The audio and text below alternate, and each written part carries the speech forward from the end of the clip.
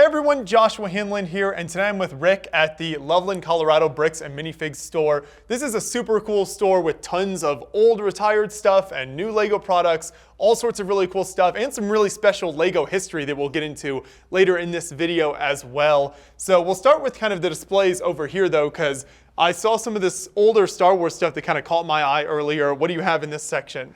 So what this is these are smaller sets, and we tend to like to put some sets out here that catch people's attention, like these older Star Wars, the classic ones from really early.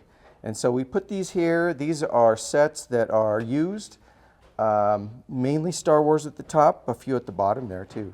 Yeah, and you've even got the boxes for some of it, which is cool. So there's kind of that extra added factor of having some of that history, especially for Star Wars fans who like to get as much of that as possible. Yes, absolutely.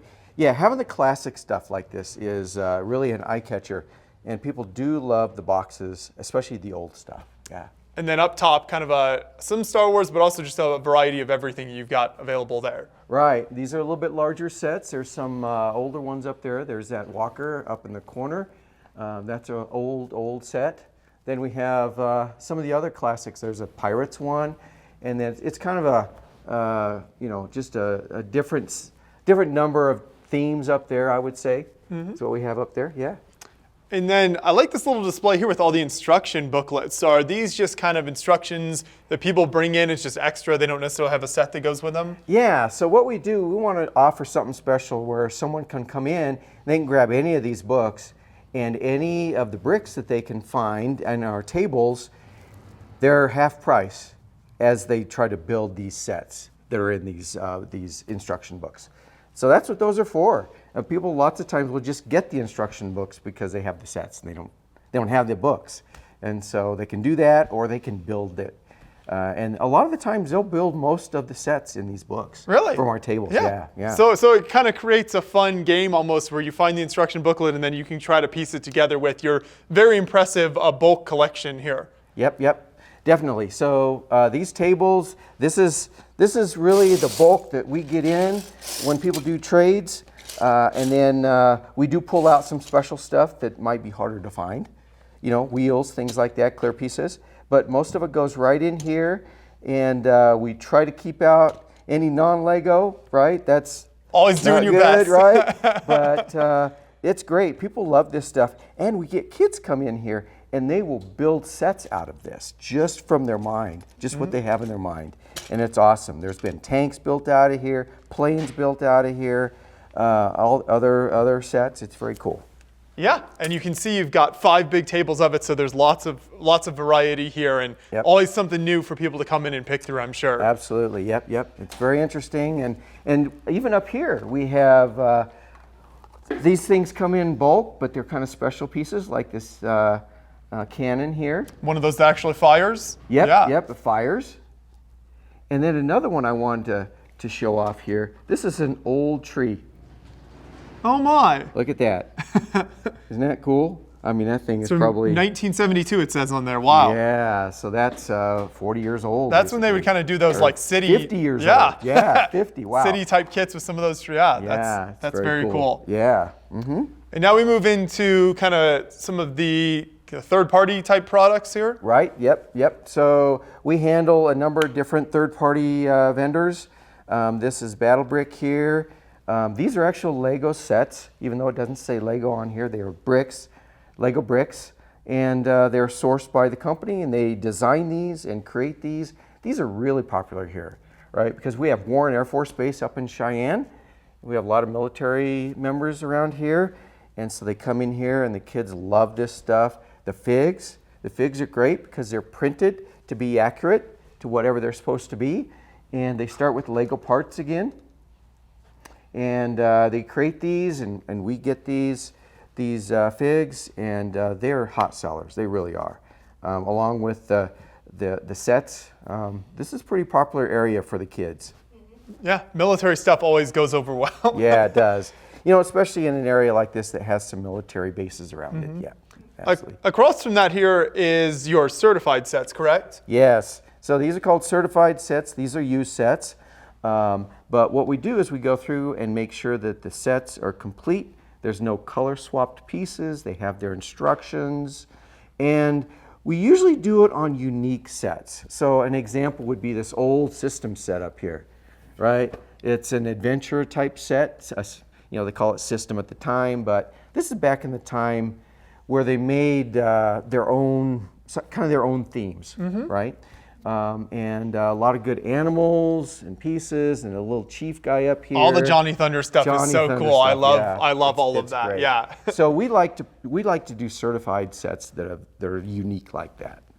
Hard to find, but yeah, someone can come in, they can get it, and they can build it. Yeah. Which is really what Lego's about. I also love the old 90s era ninja theme here. So, you know, kids these days, they've grown up with Ninjago. That's kind of, and which is a super cool theme, and it's given us a bunch of great pieces and sets. But this is what I had growing up, and these were super cool. I still love those old ninjas. Some really cool kind of printed parts in there. So that was a super fun theme. Yeah, and to have, like you say, the ninja, the old ninja. A lot of people don't realize that they had their own ninjas before Ninjago, you know, and a lot of similarities, but there's some differences, and the architecture was really unique. I mean, all the different types of parts, right, from the wall pieces to the shutters and nets, and yeah, there's a lot there in those sets. And as we go around the corner, then you start to see this large custom setup display. So how does this kind of work in the store? So this is a table that we made for our Cow Lug group. So it's a local Lego lovers group, and what they do is they come in about every 2 to 3 months, and they create a custom designed layout. And this one is just based on black and white, and that's what they wanted to do. But the group has a lot of different interests that they have. And there was one person that in this one wanted some color. So we added a little color on the other side just to kind of give it some variety. And it worked out really good because we've got the rainbow there. And if you can see over on the base of the rainbow, you've got white that kind of goes into color in the flowers. And it's fun. They do all types of designs. They'll do spring designs, winter designs. This one here is just based on, you know, not really a season or anything like that, but just sort of a different look about it. Black and white contrast look. You even got the zoo over here is crazy. Yes, yeah. The black and, you know, even the black and white animals in the zoo with the penguins right off to the corner. Do we have a little bit of a customized zebra? Yep. And I had to ask, right, is that a real Lego zebra? I didn't know, and evidently it's not. I mean, it is Lego piece, but it was a little aftermarket paint job. Yeah, a little paint job. Yeah. But no, it's awesome that they do this. I tell them do whatever you guys want, right? They'll listen to me, but they usually have the creativity, and it comes out great. Yeah, and I love that you said you created this table display area specifically for this, and so you kind of give an opportunity for local builders to come in and kind of let their creativity shine, and that's always been one of my favorite things about the Bricks and Minifigs stores is just how they can be used to show the public what's possible with Lego beyond just the set building. Right, exactly. And it is interesting, and they'll come up with these fun, you know, custom designs, but then we'll have people that will look at part of it, and they'll go, you know, can I get that set? Right? They'll want to buy like a big chunk of it as a set. And I'm like, oh boy, I wish we did. But no, the other thing is for people that like to, or that want to venture out, make their own stuff, they can get ideas from this, which is really a nice benefit to being in a Bricks and Minifigs, right? They get ideas and go home and make their own designs. Yeah. Yeah. That's fantastic. And as we make our way kind of towards the back of the store here, I also wanted to point it out some of the unique decorations you've got here, especially with this ceiling. So you've got kind of the Lego bricks built into the ceiling there. Yeah, it's awesome. What we did is we finished off the store, and a friend that I had said, you know, you need more color, right? It's not like the walls don't have color, but it was black and white on the ceiling. So we wanted to kind of pull it in and add some bricks on there to make it more Lego-ish, a Lego feel. Yep. Yeah. Made it fun, yeah. That's fantastic. Yep. And then here you've got the bubble minifigs and your build a minifig table. So of course, another spot that people can spend, I'm sure, a long time putting stuff together. Oh boy, you know, people, well, the ball figs there, you know, they're a little custom. We create some unique figs. They could be some already built series figs that Lego has, you know, created. But, you know, there's a mix and match of there. And then what on this table here, where people can build their figs, they'll come in and they'll make their families, they'll make their friends, they'll make themselves, and they're just creative. Or what they'll do is they'll come in and they're missing a fig from a set, and they'll be able to make it pretty close to what that fig looked like in the set. So it's really a nice option for people to make figs, and it's pretty inexpensive too. That's perfect. Yeah. And here we see some more kind of custom third-party stuff. I love the Build Better Bricks kits right here. You can see a lot of like arcade kind of vending machine stuff. Yep. These are very popular for us. We go through quite a few of these. And, you know, they are the arcade games. They can be vending machines and anything that you would find in a game room or you know, somewhere where there might be, even a restaurant sometimes has a game off to the side. So people can use these in their custom city designs or some other design, or just for fun, just to build it, because they're minifigure size. You know, they can get a minifigure here, and then they can build these and put it somewhere in their office. And it's just kind of a fun way to kind of make their environment just a funner place. For sure, yeah. Add some creativity to kind of your daily life a little bit. Right, exactly. Yep. So we like to offer things like that. You know, unique designs, unique kits. Again, these are Lego parts, which is really nice. I mean, if it wasn't, we probably wouldn't do it. You know, we always like to start with Lego parts because they work well with the other stuff in the store. Yeah. And then behind you here, you can see the happy birthday on the wall. So that gives you a little bit of an idea of what this area is used for. What all do you have in this section? So this is funny. This is our birthday room / sometimes storage area when we get shipments. But mainly for birthdays, that's what it's for. And in here, I'll just move this chair. We have a ramp, and I don't know if you remember back in the day when you had races with like the Pinewood Derby. Pinewood Derbies, yeah. So this is a racetrack that is made basically like a Pinewood Derby track, but for Lego cars. And so what we do as part of our parties is people get their bricks, the kids get the bricks, and then we have special wheels that are heavier and make the cars go down faster and crash into the wall, you know. And it's just fun for them to be able to make the cars. And you get the kids and the parents, they'll all be doing it at the same time and just having fun racing each other. And the other thing is we can have races like on maybe a special week in school where they have a spring break, and we'll have races during that spring break where, you know, we make a bracket and a bunch of kids from family and they'll all come in and they'll have races. Create some competition out of it. That's always good. Absolutely. So this is fun. Mainly it's for parties, but we also do make and takes. Yeah. So where we create sets and the people come in and they make the sets. Could be a date night kind of thing with a daughter and her dad or something like that. And they'll come in and they'll make the sets together. And it's usually custom design, and we do all that here. And then they can take it home. You know, so it's an area that we just do events and parties and things like that. Yeah. Very flexible space. That's really cool. Yep. I love to see that. That's really neat. And then we've got a little bit more at the back here as well. So what is this counter space for? So this counter space is mainly for smaller sets. And the idea is, versus the larger sets up on the shelves, these are where kids can see them. And they'll come in with their money from their piggy bank, right? And they'll want to get a Lego set.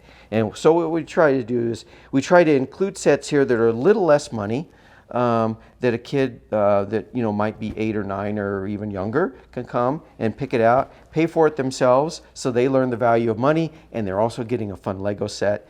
And as you notice, a lot of them will have the instructions. We include those whenever we have the instructions. And we also try to do a variation on the different themes in here too. Perfect. And I want to make sure we point out in the back corner here is another custom display. So is this another kind of local Yes. member of the LEGO user group? Right. It is. It's actually one of the ladies that spearheads the main table. She and her husband work on this, and they actually kind of donated this display for us to do this in. And this is sort of a, I don't know, post-apocalyptic kind of theme right here. Kind of a Ready Player One type of idea. Right. You know, I mean, they've got their little animals, their little dachshund, and you notice behind the dachshund, it's got a little surprise for them. But then, you know, all the different vehicles all kind of tied together. And it's just, the creativity is awesome, right? Because you've got the big antenna, and this is like in a world that maybe is not populated with a lot of people, and they made do with what they had. Yeah. So it's kind of fun, yeah. Once again, great to see the custom displays here at the store. Yep, it's awesome. And as we make our way kind of back up here, I want to mention we've seen them on the walls as we've walked around. Of course, a lot of sealed kind of newer sets. So that's something that the Bricks and Minifig stores always have, is kind of those current sets as well, if people are looking for that. Right. So, you know, the way the store layout is, these sets back here are intended to be mostly retired sets. We have a little area here where we have some newer ones also. But we try to give people an option, some older ones versus current ones. Yeah. And this is a way to do it. We got a number of different themes, from some cities themes to some ideas to some Star Wars in here, and a good variation in theme and age, I would say, in here. Yeah. That's perfect. I love that.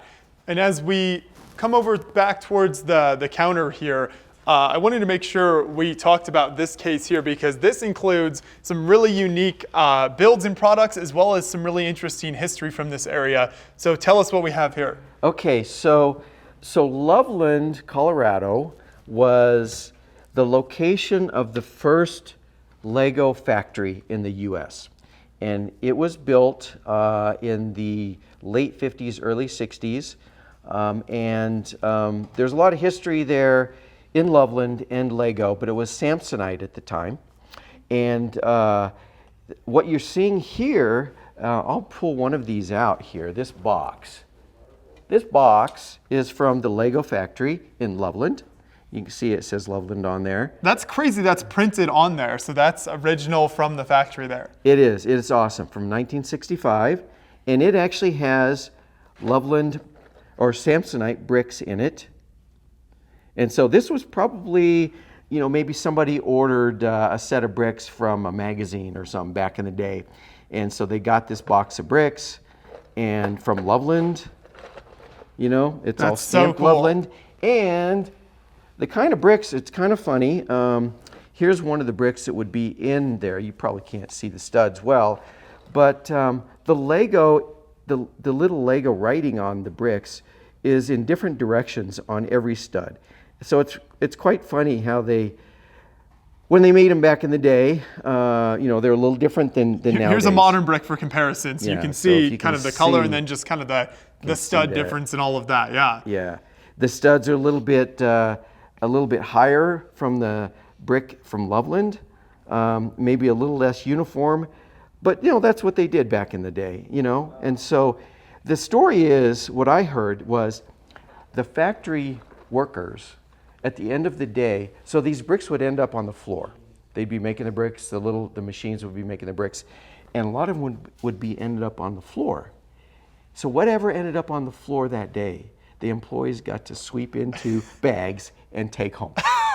And so we've had people that have come in the store and they've got bags Really? of these bricks. From the original from Samsonite, the Samsonite factory. store. Wow. So it's quite amazing to see that stuff, you know. You know, and the factory closed down. It might have been the late 70s, early 80s, in that time frame. And then they had a facility in Connecticut, right? Like closer to their headquarters? Yes. Okay. Right.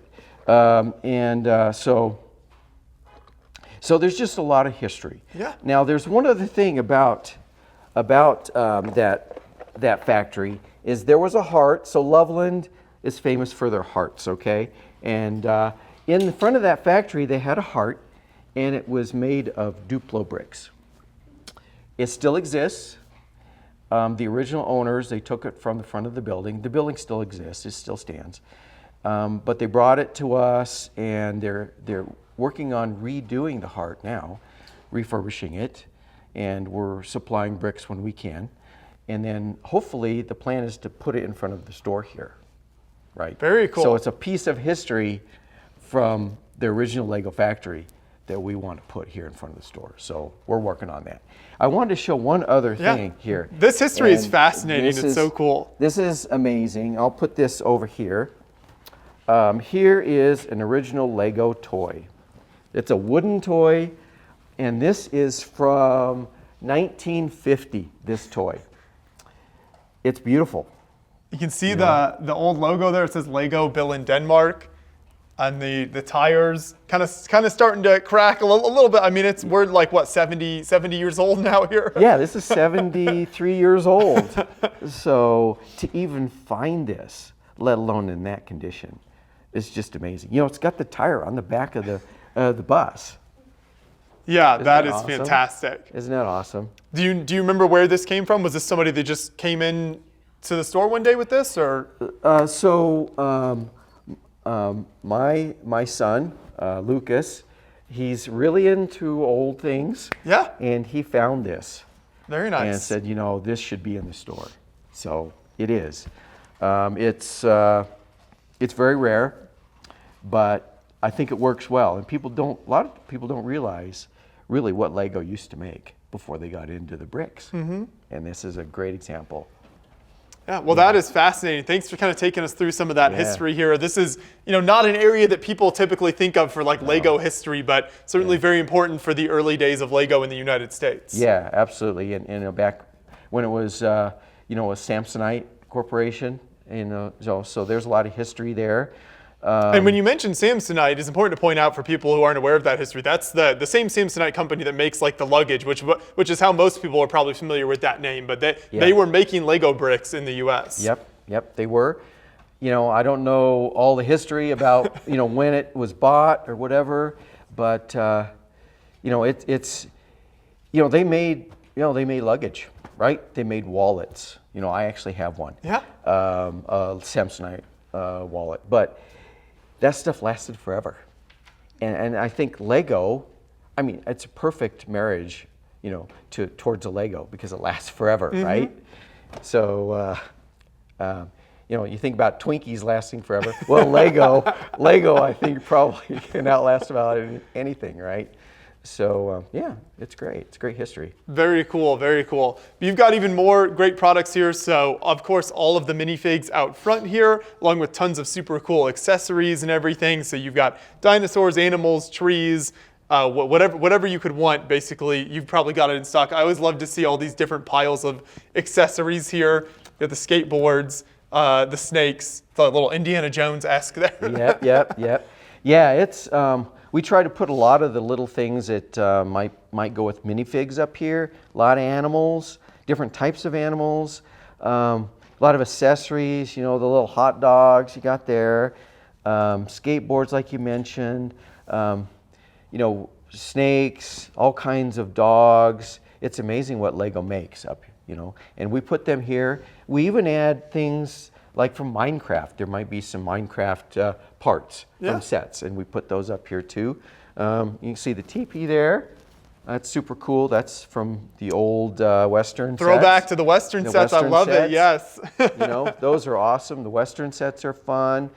And, we like, if there's an old piece that we might find in bulk that comes up here, we'll stick it up on the plate, from the Indiana Jones, the original, some of the sets, right? There's the gold idol, mm-hmm. We'll put that up in here, when we find it. So, yeah. And then you've got more really cool stuff on the wall back there. So just a variety of kind of older and newer stuff.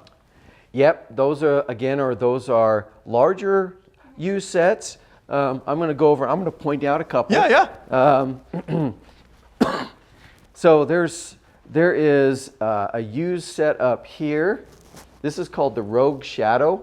That's an old Star Wars set that has Vader's apprentice in it, and that's a unique one. So something like that is really popular. The Monster Fighters theme, which didn't last super long, but a lot of people loved that and brought out some unique minifigs and pieces there. Yeah.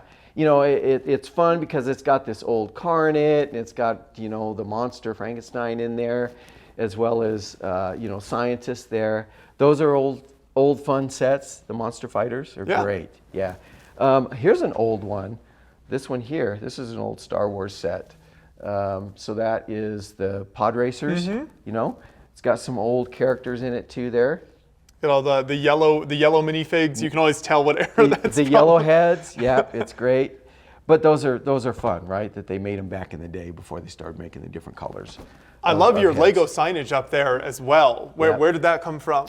So it's funny, we had a lady in here. It was actually shortly after we opened, maybe 5 months after we opened, and they had a party, and she goes, "I have a couple of Lego signs. Would you like them?" And I'm like, "Yeah." So we got a couple of those yellow older signs, you know, to put in here. Kind of makes the place feel more Lego-like, you know, to have the signs. There's that. I was going to point out one more set here. This one here. This is called the Emerald Knight. Yes. It is one of the hardest train sets to find. Mini train fans consider that one of, if not the best train Lego has produced. It's beautiful because it has the green, kind of the darker green bricks in it. The gold accents and everything. The colors look so nice. Yep. And the interesting thing about this is it came in a big, you know, box of bricks. It was all broken apart.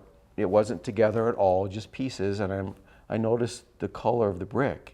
And, you know, when you get a unique, hard to find color like that, this dark green, you start looking around. And I started noticing, you know, Emerald Knight sticker here. You're getting a little more excited, a little more excited. And it was missing a couple of pieces, but all the key pieces were there. And so we put it together. And the plan is someday we want to have a track that goes all the way along the ceiling and like have a train like this just pulling something around the whole store, right? You see that kind of thing in some like children's museums and places like that. That's always really cool, and you kind of follow it around. Yep. So we want to do that sometime. It'll take a lot of track, but we'll hopefully get it done someday. Yeah. Fantastic. And then since we're back here, kind of behind the scenes look at some of this. So how do you kind of organize? What are these parts for? So these, like I had mentioned earlier, we have the tables, and we pull out special bricks that are hard to find.